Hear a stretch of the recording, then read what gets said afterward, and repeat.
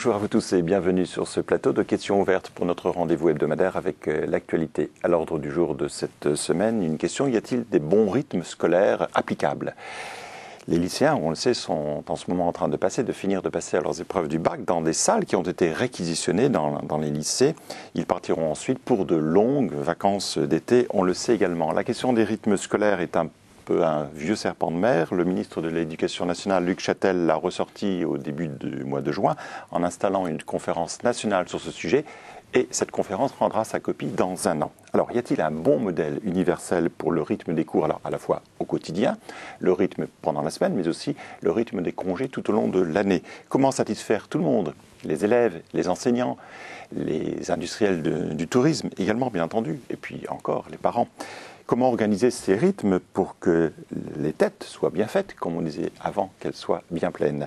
Nous allons tenter de répondre à ces questions avec l'aide, comme chaque semaine, d'éditorialistes de Médias Chrétiens. J'ai le plaisir d'accueillir sur ce plateau aujourd'hui Antoine Namundo. Bonjour. Bonjour Dominique. Vous êtes rédacteur en chef à l'hebdomadaire Pèlerin. Paolo Romani, bonjour. Bonjour. Vous êtes correspondant en France de l'hebdomadaire italien Famiglia Cristiana. Vous nous rappelez juste de deux mots pour ceux qui ne connaissent pas votre hebdomadaire, Famiglia Cristiana? Famiglia Cristiana est un hebdomadaire généraliste, un news magazine, comme on dit dans notre jargon. Et ce qui est intéressant, c'est que donc ce n'est pas exclusivement un organe d'information religieuse, au contraire, c'est plutôt généraliste. Et ce qui est intéressant, c'est que c'est encore maintenant le plus important tirage de la presse hebdomadaire, des news magazines italiens, avec ça oscille aux environs de 700-800 000 exemplaires par semaine. Alors, quelques petits points de correspondance avec Pèlerin. Je vous propose, avant de vous donner la parole, bien entendu, comme d'habitude, le point de vue d'un connaisseur de ce dossier-là. Il s'agit de Claude Berruet, qui est adjoint au secrétariat général à l'enseignement catholique. Il suit notamment ces questions des rythmes scolaires. Et c'est Guillaume Lacombe qui l'a rencontré. Je vous propose de regarder ces images.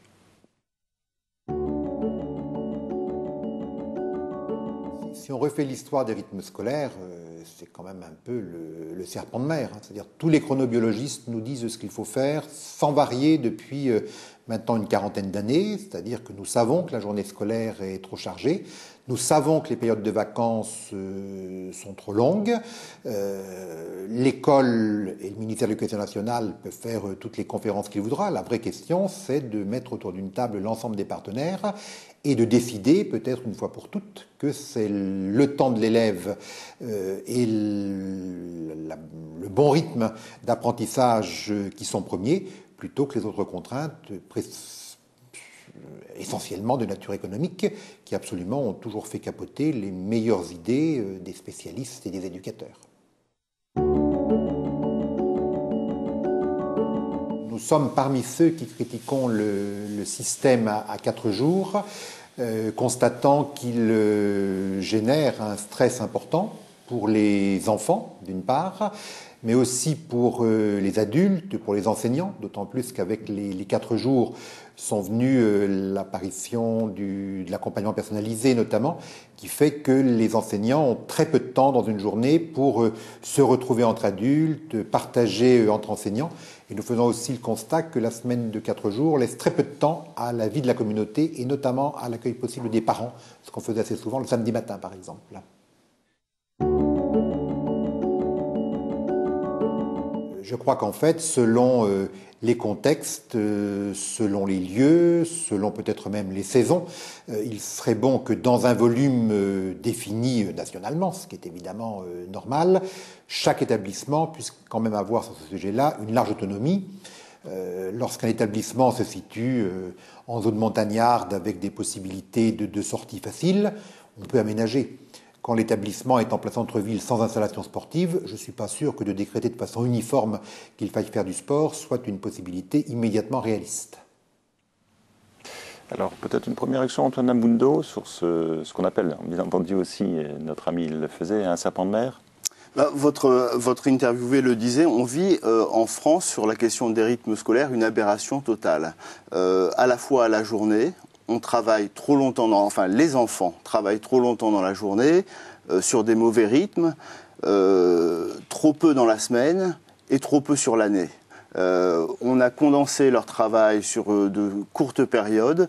En moyenne, un enfant français va à l'école 144 jours par an, avec des journées très très longues et des temps de vacances qui sont très mauvais.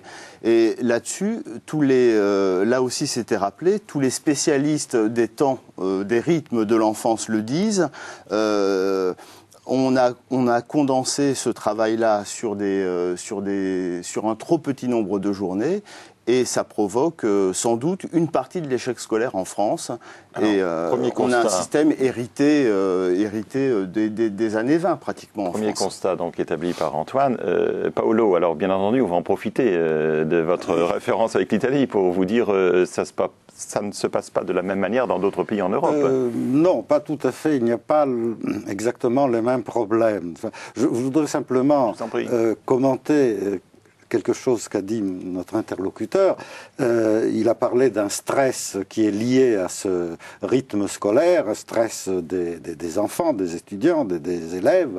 Mais il faudrait souligner aussi que le stress est également très grand pour les professeurs, pour les enseignants. Donc finalement, c'est un système assez pervers dans ses conséquences et dans ses manifestations.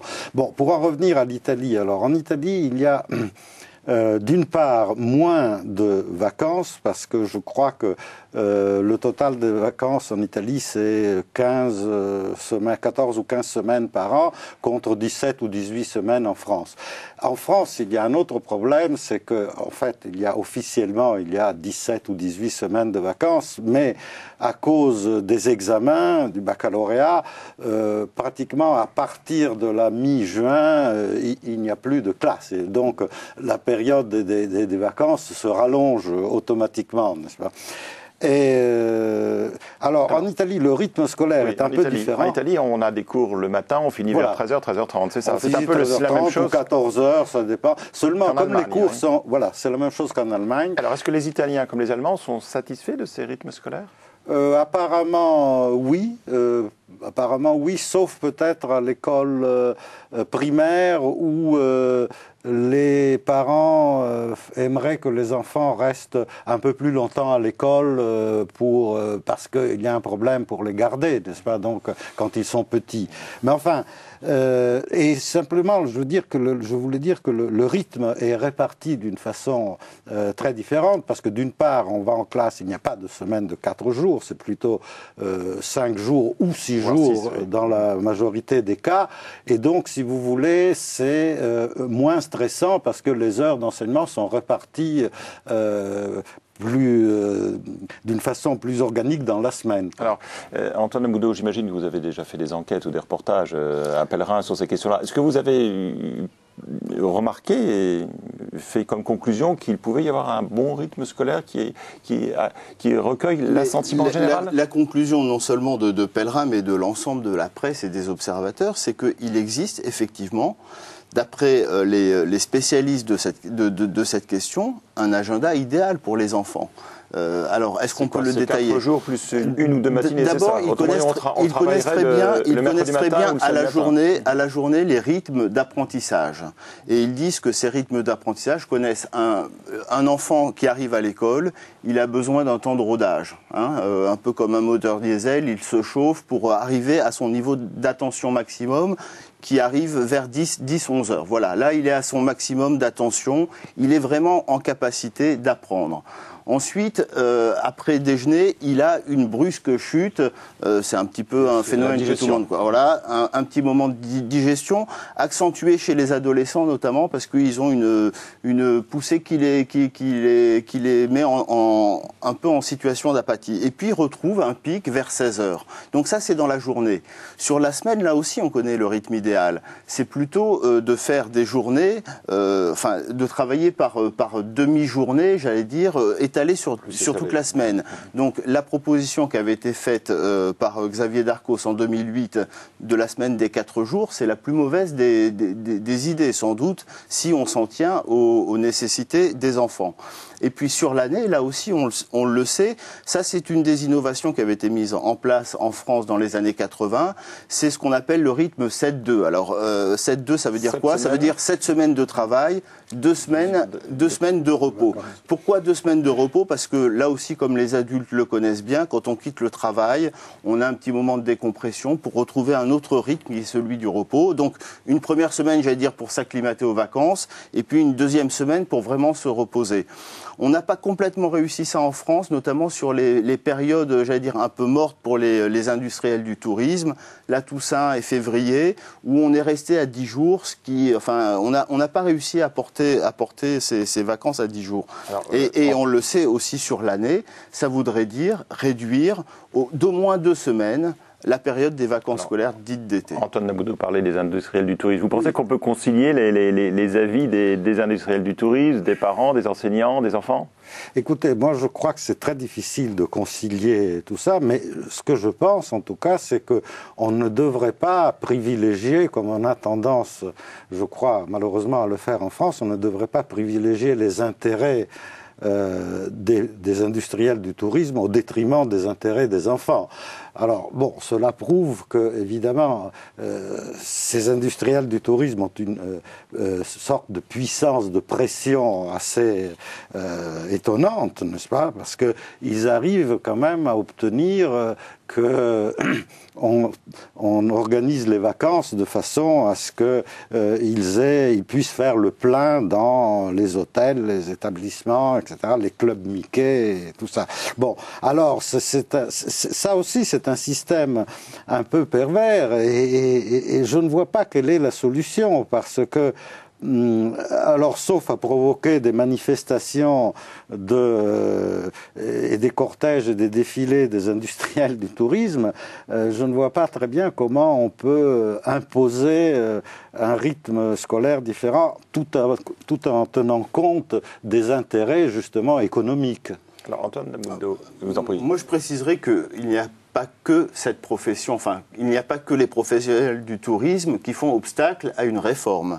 Il y a quand même aussi les syndicats de professeurs qui s'y refusent. Certaines fédérations de parents aussi ont des demandes quelquefois qui contredisent le bien de l'enfant. Contradictoire. Donc il ne faut pas stigmatiser cette profession et puis il ne faudrait aussi pas jeter le bébé avec l'eau du bain comme on dit et balayer les intérêts économiques qui sont quand même assez importants. Il doit être possible de trouver des ajustements. C'est l'objet de cette conférence que vous signaliez au début de cette émission. Tous les partenaires ont 1 an pour se mettre d'accord sur le bien de l'enfant, pas simplement sur le bien de l'enfant, vous le rappeliez, peut-être sur le bien aussi des professeurs, des parents, trouver un mode de vie plus organisé pour qu'au résultat, les enfants soient en meilleure capacité d'apprendre des têtes bien faites, vous disiez tout à l'heure, et ce sera bon pour le pays aussi. Paolo Romani, la société évolue. On se souvient, à nos âges notamment, que les rythmes scolaires étaient différents. Et on sait bien que, par exemple, en France, que ce soit dans le très ancien temps, le jeudi, jour de congé, ou dans le temps un peu moins ancien, le mercredi, les mamans, les grands-mamans, les grands-mères gardaient les enfants. Aujourd'hui, les femmes travaillent. Est-ce que ça bouleverse ce schéma ?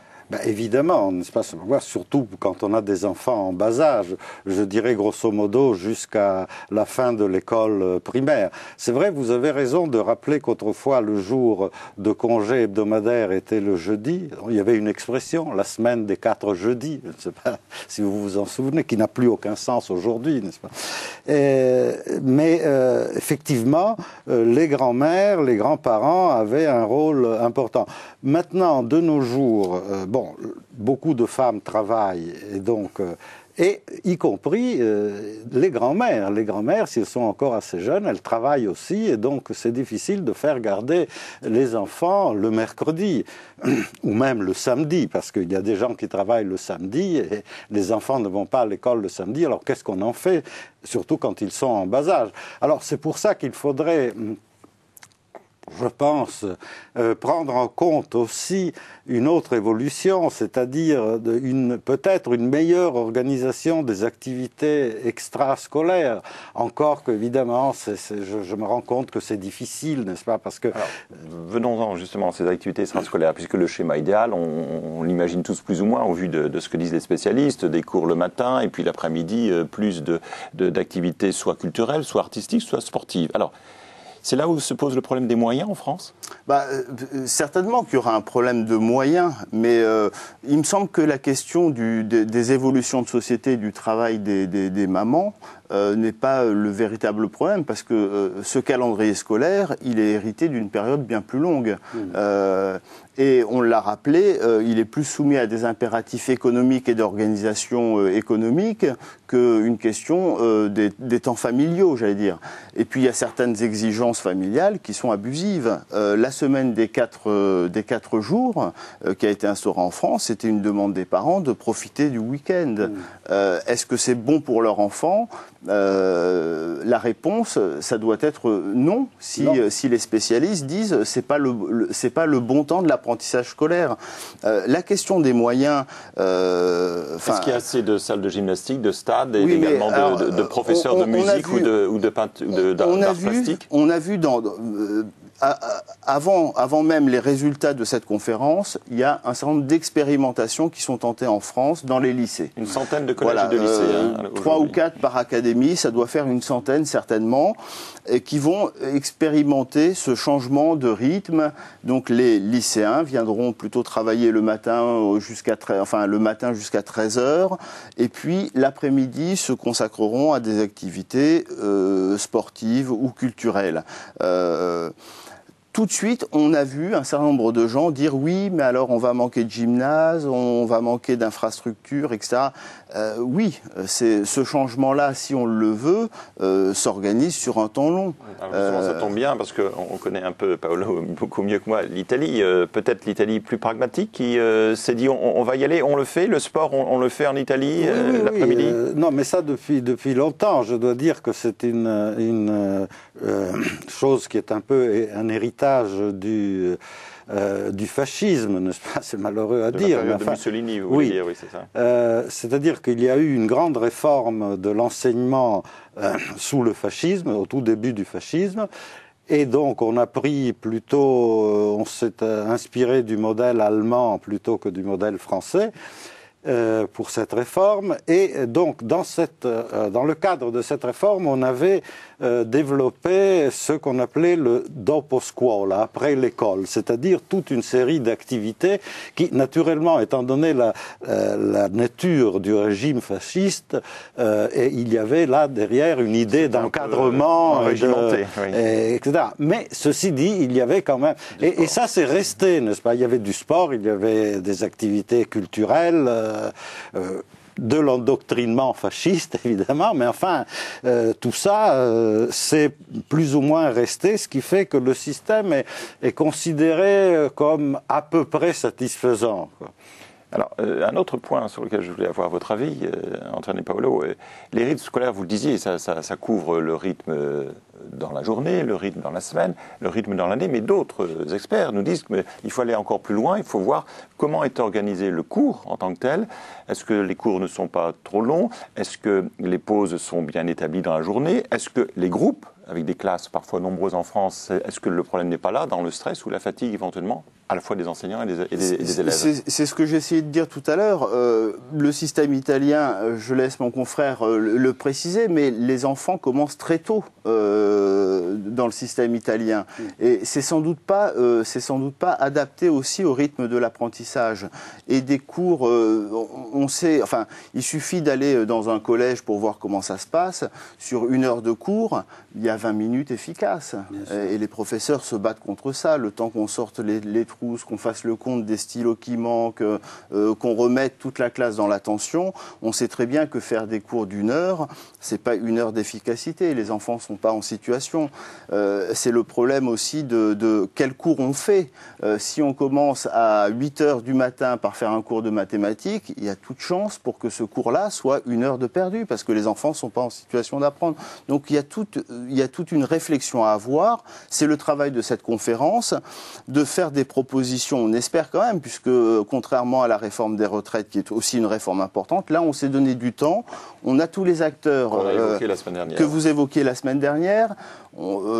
Peut-être qu'on est allé trop vite, en tout cas c'est ce que disent un certain nombre de syndicats sur cette réforme des retraites. Là on a du temps, on a 1 année pour réfléchir ensemble et pour faire émerger des solutions, et on sait aussi que cette réforme-là, si on fait des propositions conséquentes pour le bien des enfants, pour le bien de la société, elle ne va pas se faire à la rentrée 2012. Il faudra plusieurs années aussi pour l'appliquer, pour trouver les moyens, développer des infrastructures, des compétences, mettre à contribution les collectivités locales qui auront ce rôle de développer de l'emploi pour encadrer les enfants, organiser la mixité sociale. Les après-midi libérés, ça peut être l'occasion magnifique de faire se rencontrer des élèves de différents établissements, certains privilégiés, d'autres qui vivent dans des quartiers plus difficiles et qui se retrouveront sur les terrains de sport, dans les clubs de loisirs, etc. Paolo, je voudrais vous faire réagir sur un autre point qu'évoquait Claude Berruet. Il dit, en fait, l'organisation des cours, des écoles, ça ne peut pas être la même chose avec une école à la ville et une école à la campagne. Il peut y avoir des rythmes différents. Bien sûr. Alors, est-ce que ça veut dire qu'en effet, il ne peut pas y avoir de modèle universel, en quelque sorte? Non, alors, oui, c'est bien ce que je comptais dire, c'est-à-dire que ça me paraît difficile, pour ne pas dire impossible, d'imposer un modèle unique, un système unique et général pour tout l'enseignement. Il faudrait, je ne sais pas de quelle façon, mais il faudrait concilier un système cohérent avec un peu plus de souplesse. Et comment faire ça? Alors évidemment, l'idée de donner un plus grand rôle et de plus grande responsabilité aux collectivités locales, aux régions, peut-être pas au département, mais enfin au niveau des régions, n'est-ce pas, une certaine, disons, autonomie. Je ne veux pas parler de fédéralisme de l'enseignement, mais une petite autonomie, n'est-ce pas, de chaque académie régionale devrait pouvoir avoir une marge de manœuvre, quoi. Je pense que si on essayait de concilier donc le modèle unique, il faut quand même un modèle qui soit à peu près le même partout, avec plus de souplesse et plus d'autonomie dans les régions, ça serait peut-être une bonne chose. Juste un petit dernier point, parce que je vois que l'heure tourne, Antoine, le fait qu'on parlait traditionnellement des vacances de Pâques, mais la fête de Pâques, parmi les fêtes de religieuses, ne correspondent plus à rien, ça vous paraît gênant? C'est surtout, là on l'évoquait, c'est de nouveau le poids des lobbies économiques. C'est eux qui ont imposé ce zonage de manière progressive. Il y a eu d'abord 2 régions, maintenant 3, qui fait que certaines vacances qui avaient un motif religieux au départ se trouvent totalement déconnectées. Il n'y a plus aucun lien. Tout ça pour organiser l'étalement des vacances des gens et faire en sorte que le taux de remplissage des hôtels, des campings, des restaurants soit le plus complet possible. Je vous propose de passer à notre rubrique Contrepoint.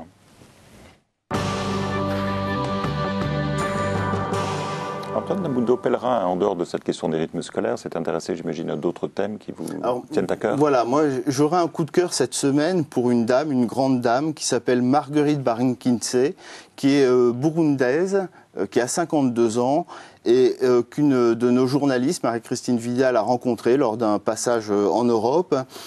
C'est une dame qui a connu les pires horreurs dans son pays, dans des conflits interethniques, qui a vu le mal de près vraiment, et qui a créé une fondation qui s'appelle les Maisons Shalom, qui s'est occupée de 20 000 enfants orphelins, qui s'occupe de ces enfants africains abandonnés, des enfants soldats, des enfants victimes du sida, enfin dont les parents sont morts du sida, et qui livre dans ce pèlerin qu'on trouvera dans les kiosques, dans tous les bons kiosques ce jeudi, un formidable témoignage sur sa foi qui la pousse, Dieu qui la porte à faire des choses qui sont merveilleuses. Voilà, j'invite tous vos auditeurs à découvrir son témoignage et cet entretien dans Pèlerin. Et Paolo Romani? Oui, alors moi, je voudrais dire que je suis assez perplexe, un peu étonné, et aussi un peu amusé devant cette vague de scandales petits et grands qui sont la plupart du temps révélés par le Canard enchaîné et qui concernent la classe politique française. Alors, leur train de vie, leur logement, c'est ça. Voilà, on a vu donc les émoluments de Madame Christine Boutin qui méritait ou pas. C'était le cumul des retraites qu'on a évoqué la semaine dernière. Oui. Le logement de Monsieur Estrosi et de Fadela Amara. Enfin, bref, les cigares de Monsieur Christian Blanc, un permis de construire qui aurait été attribué abusivement à je ne sais plus quel secrétaire d'État. Alors, est-ce que c'est un mal français? Alors, justement, je disais que ça me laisse un petit peu perplexe, mais en même temps, ça m'amuse parce que il se passe là quelque chose, une chose à laquelle je pense depuis longtemps, c'est-à-dire qu'on assiste à une italianisation croissante de la France. N'est-ce pas ? La France s'italianise à un rythme assez rapide. Oui, mais écoutez, je ne sais pas si ce sera le mot de la fin. Je sais bien que quand on va en Italie, il y a toujours des points de convergence, notamment sur nos dirigeants politiques. En tout cas, pour ma part, il me reste à vous dire que vous pouvez revoir cette émission sur notre site www.ktotv.com pour la revoir ou bien entendu pour réagir. Il me reste, Antoine et Paolo, à vous remercier d'avoir participé à cette émission. Quant à moi, eh bien, puisqu'on a parlé des rythmes scolaires, je vais vous souhaiter de très bonnes vacances d'été, puisque cette émission s'achève pour cette saison. Et donc, je vous dis au revoir.